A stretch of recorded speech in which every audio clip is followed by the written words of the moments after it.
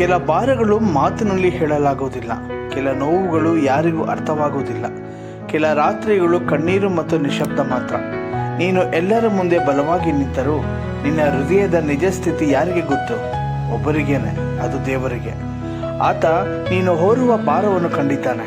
ನಿನ್ನ ಕಣ್ಣೀರು ಹೇಳದ ಮಾತುಗಳನ್ನು ಆತ ಕೇಳಿದ್ದಾನೆ.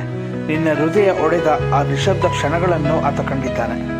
ಮತ್ತು ದೇವರು ಶಾಂತವಾಗಿ ಹೇಳುತ್ತಾನೆ, ಈ ಭಾರವನ್ನು ನೀನು ಒಬ್ಬನೇ ಹೊರುವಂತೆ ನಾನು ನಿನ್ನನ್ನು ಸೃಷ್ಟಿಸಿಲ್ಲ.